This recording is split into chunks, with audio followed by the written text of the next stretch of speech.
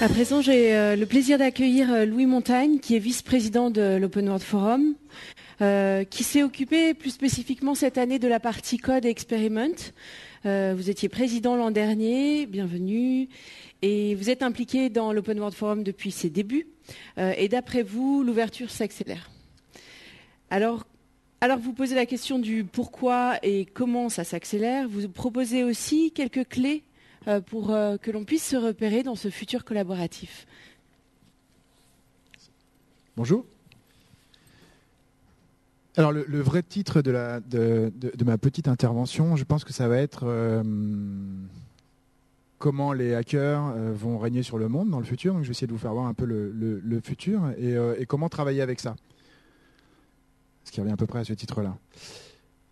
Pour ma part, moi je travaille pas mal entre Paris et San Francisco. Je suis le cofondateur de deux sociétés qui s'appellent Bearstech et AF83 que je gère aujourd'hui. Cofondateur d'une autre société qui travaille sur l'Internet des objets qui s'appelle SICAB et vice-président de l'Open World Forum. Je participe aussi beaucoup à Silicon Sentier et à Cap Digital.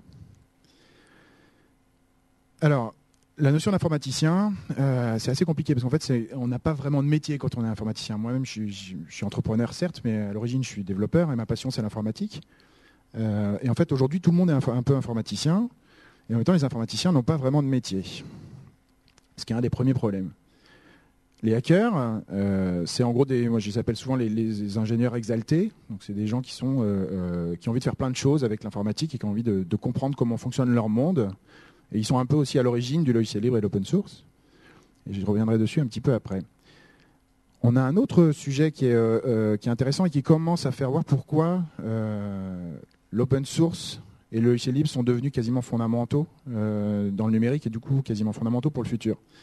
Quelque chose qui s'appelle The Tragedy of Commons, la tragédie des biens communs, qui est un classique de l'économie, qui est que quand on a une ressource qui est commune et qui est mise à disposition et que tout le monde s'en sert, petit à petit cette ressource elle se tarit, elle disparaît. Il y a eu plusieurs propositions de solutions en macroéconomie à ça. Hein. C'est soit on nationalise, soit on privatise. Et il y a eu des essais sur faire gérer par les acteurs locaux, qui est une troisième façon de gérer le problème. Et en fait, quand on regarde l'open source et le logiciel libre, la coopération et le fait de travailler ensemble, comme dans ce qui a pu être fait dans GNU Linux, c'est une autre solution à la tragédie des communs, en fait. Donc tout l'enjeu des prochaines années, pour moi, ça va être de comprendre la technique pour les gens qui ne sont pas techniques et qui ont un métier. Donc, des gens qui ne sont pas informaticiens et dont le métier n'est pas de faire de l'informatique, mais qui au final voient leur métier complètement changer grâce ou à cause de l'informatique. Et puis de l'autre côté, pour les gens qui sont techniques, qui sont développeurs ou hackers, comprendre les métiers et faire le pas vers les métiers. Donc ce que j'appelle déplacer les barycentres, c'est ça, c'est faire en sorte que ces deux populations se rencontrent. Du coup, il va falloir qu'on favorise petit à petit les interactions et les transferts de connaissances et aussi qu'on s'approprie ces pratiques en réseau. Et ces pratiques de coopération numérique, de partage d'informations. Et je vais vous donner plusieurs exemples. Ça, c'est Black Rock City, c'est la ville, c'est la 7e plus grande ville du Nevada, aux États-Unis. C'est une ville qui n'existe pas, qui est une fois par an, qui est pendant un truc qui s'appelle Burning Man. Vous en avez probablement entendu parler. C'est géré tout en ligne, le plan de la ville, là, c'est 55 000 personnes, c'est la 7e plus grosse ville du Nevada. C'est le numérique. Open Data, c'est un truc dont on parle souvent. C'est énorme, ça vient de l'open source et du logiciel libre à l'origine, ce mouvement-là. Quand on a un président des États-Unis qui crée une initiative comme data.gov, qu'on a l'Europe qui fait public data, que la France s'y met, que des capitales, qu'au niveau local, les grandes entreprises, tout le monde vient à l'open data, et ça s'est accéléré là récemment. Hein. Vous avez vu la SNCF, la RATP, c'est quand même assez impressionnant. Alors ça, c'est pas open source, mais c'est un process qui est vraiment de collaboration en réseau. Je vous engage à aller voir ça. Ça s'appelle The Johnny Cash Project. C'est une vidéo qui a été faite pour le dernier clip de Johnny Cash, où ils ont pris le clip original qui était une vidéo, ils ont demandé à Internet, on va dire, image par image, donc 25 images par seconde, image par image, ils ont demandé aux gens de dessiner ce qu'ils voulaient sur les images, et ils ont recomposé plein de vidéos à partir de ça. Et donc par les petits points qu'on voit en dessous de la vidéo, là, c'est le nombre d'images qui ont été générées par les utilisateurs sur chacune des frames de la vidéo. Chose qu'on était complètement incapable de faire avant. OpenStreetMap, qui permet de créer des données ensemble, qui est un truc de dingue, qui vient évidemment de l'ouverture et de cette collaboration en réseau. The Cure, qui est un truc incroyable aussi, et qui a encore une histoire de hacker. C'est quelqu'un d'assez connu dans l'open source, en Italie, qui a un cancer du cerveau et qui a décidé, d'une part pour commencer, de dire ok, j'ai envie de diffuser les informations de scan de mon cerveau au plus grand nombre, notamment au plus grand nombre d'experts. Et pour faire ça, j'étais obligé de hacker le format de données de mes scans, ce qui est quand même dingue parce que c'est mes données à moi et elles ne sont pas informalisables. Donc, il les a hackées, il a fait ça, il a distribué, il a eu plein de retours, c'est toujours en cours. Hein. Et il a aussi autorisé les gens à faire des œuvres d'art à partir de ces scans de cerveau. Open Source Ecology, qui est un projet dingue, avec quelqu'un qui est assez fou derrière et qui a une vision qui est incroyable, qui est un peu dans le mode redémarrer le monde, hein, reboot the world. Là, il a créé une 50aine d'équipements de ferme permettant de gérer sa ferme et tout est en open source, donc on peut tout recréer tout seul. Ça, c'est du développement durable, ça vient de l'open source. Les Anonymous, qui ont une présence incroyable et qui viennent aussi du mouvement hacker et open source et logiciel libre, hein, quelque part. On voit un petit peu leur puissance aujourd'hui. Je pense qu'on la verra petit à petit de plus en plus. Et c'est quelque chose qu'il va falloir comprendre et contrôler. Les AMAP qui sont pas vraiment de l'informatique, et les Teikei, qui viennent du Japon dans les années 50, mais qui sont assez intéressants parce que c'est le début de l'open innovation en fait. Et quand en tout cas dans la technologie, on a vraiment appelé ça open innovation. Et aujourd'hui, tout le monde comprend quand on dit open innovation. Les AMAP, c'est presque de l'open innovation en mieux, sachant que c'est du partage. Il y a du partage de connaissances, il y a du partage de R&D quelque part, mais il y a aussi du partage de clients, ce qui est pratique. C'est quasiment les clients qui financent la R&D des producteurs, entre guillemets. OK Festival, qui dure une semaine, qui est probablement la conférence sur le partage de l'information qu'il faut suivre aujourd'hui. C'est vraiment le gros sujet, ça va être le partage de l'information. C'est comment on fait pour que les techniques expliquent aux non-techniques que la technique c'est ça et que les non-techniques commencent à comprendre et commencent à modifier leur métier petit à petit. On parle de gouvernance open source, donc on parle d'open politics, on a des sujets comme Netroot, on a des sujets comme le journalisme citoyen. Tout ça, ça vient de l'open source et du logiciel libre. Open Corporate, qui est un projet complètement dingue, qui vise à lister toutes les entreprises du monde entier et de leur attribuer une URL et des informations. Il n'y a pas grand-chose sur les entreprises françaises aujourd'hui, parce que les listings ne sont pas encore ouverts. Donc ça repose évidemment sur une structure d'open data, il faut que les données soient disponibles quelque part. Mais après, ça centralise tout ça. Bon, il y a 46 millions de sociétés quand j'ai fait la capture d'écran, c'est déjà pas mal. Ça va être très pratique. Ça va être très pratique pour gérer la globalisation, ça va être très pratique pour avoir des clients. Et là, encore une fois, ça vient des techniques. Alors peut-être que les développeurs et les hackers qui ont fait ça l'ont fait parce que ça va être simple à utiliser, ça va être des URL et ainsi de suite, mais peut-être aussi qu'ils n'ont pas le métier derrière. Peut-être que les gens dont c'est le métier de faire ces choses-là dans les États devraient se poser la question de comment faire au niveau technique et que ça se mélange un petit peu mieux.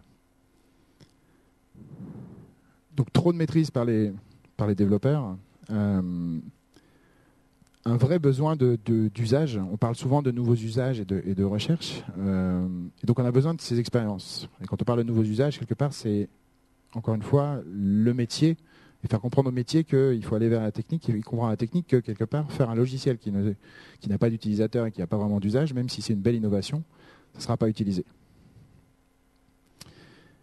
Et quand même, on voit qu'il y a eu pas mal de moyens pour essayer de rapprocher les développeurs et les techniciens des différents métiers. L'Open World Forum en est un, et on voit que c'est pas facile, parce que quand on fait une journée comme Experiment, c'est pas facile d'aller chercher le grand public sur des sujets open source. Il y a eu toute une série pendant un temps de barcamps, qui existe toujours, qui marche vraiment très bien, et quelque chose qui a vraiment complètement explosé aujourd'hui, qui s'appelle les Coworking Spaces. Donc, en 2007, c'était une slide que je présentais, qui n'est pas très claire, c'était en 2007. C'était le nombre de coworking space dans le monde.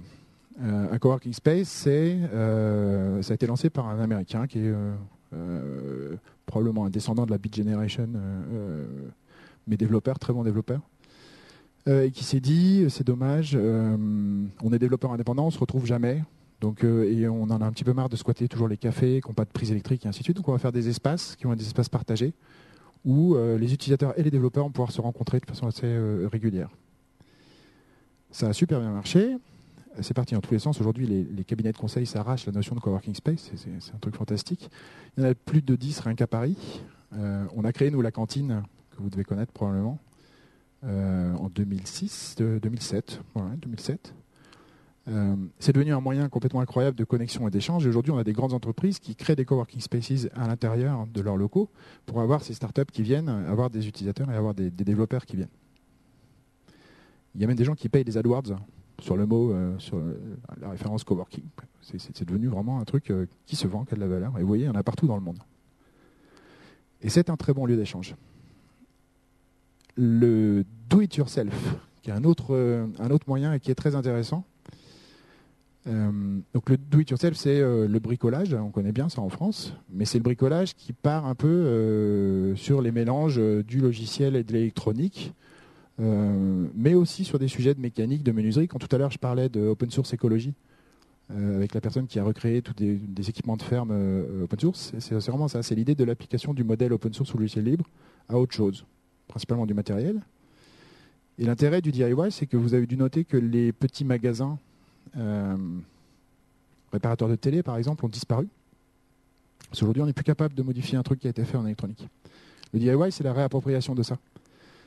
Et ça, du coup, c'est un phénomène qui est évidemment technique et qui est lancé par les techniques, mais on voit que le public s'y intéresse beaucoup. Et je pense que très rapidement, les collectivités vont s'y intéresser parce que ça fait revenir de l'emploi sur place. Et quand on a un appareil qu'on est capable de réparer ou de faire réparer dans un petit magasin, ça recrée du tissu local qui commence à manquer aujourd'hui. Parce qu'aujourd'hui, quand on va dans un grand magasin pour acheter un appareil photo, par exemple, en général, ce que fait le vendeur du grand magasin, déjà, il vous dit j'ai pas suffisamment de place pour tout afficher, donc non, je pourrais pas vous le montrer. Et si jamais il peut vous le montrer, il n'a pas de place pour tout brancher, parce qu'il y a trop de recharge de batterie, de machin, de trucs différents. Et donc, du coup, il vous montre la fiche qui est sur Internet. Donc, du coup, ça perd un peu de son intérêt de venir dans le magasin. Et ça recrée de la proximité, du déplacement et des vraies raisons pour les magasins. Il y a des conférences qui s'appellent Maker Faire. On parle beaucoup de open source hardware, c'est un mouvement qui commence vraiment à décoller. Et quelque part, tout ça participe aussi de ce qu'on appelle l'Internet des objets. Et ça, on en parle beaucoup. Ça évoque pas forcément grand-chose. On a eu la période domotique en France, qui n'a pas forcément été très positive. Normalement, l'Internet des objets, grâce au DIY et grâce à l'open source, je pense que les gens vont pouvoir se le réapproprier petit à petit. Et on aura une vision qui va être évidemment la vision top-down, avec les hordes de packs de lait avec des puces RFID qui vont transiter par nos frigos. Et la personne qui a vendu ça saura exactement où est sa brique de lait dans le monde. Ça fait un peu peur. Mais il y aura aussi toute une myriade de petits objets qu'on va pouvoir contrôler parce qu'on aura accès à tout. Une partie des composants électroniques, le logiciel qui va tourner dessus, et ainsi de suite. Donc comment arriver à gérer tout ça dans le futur? Est-ce qu'on laisse les développeurs partir sur leur truc, peut-être se planter parce qu'ils ne connaissent pas bien les métiers? Donc, qu'est-ce qu'il y a comme principale possibilité? Pour moi, il faut réussir à former des hackers. C'est ce qu'on va essayer de faire demain avec les enfants dans Kid Experiment, en démarrant à partir de 6 ans. J'en profite pour remercier Cap Digital d'ailleurs qui nous a largement aidé pour monter cette journée Experiment. Il faut penser usage, il faut partager la connaissance, comprendre les fonctionnements en réseau, ça c'est vraiment très important. Le truc de Johnny Cash, c'est un bon moyen pour comprendre comment ça fonctionne, quoi. Comment arriver à faire 3 minutes de film avec 25 images par seconde et faire ça par le monde entier, c'est pas facile et ça se fait. Wikipédia est évidemment l'exemple le plus classique. Il faut avoir confiance. Et là, on va parler de problèmes un petit peu générationnels aussi, et qu'on voit dans les grandes structures. Avoir confiance, piloter au lieu de contrôler, responsabiliser, et vraiment faire le maximum pour pouvoir collaborer, coproduire et comprendre ce que c'est que la coproduction, et faciliter ça. Merci beaucoup. Merci. Merci.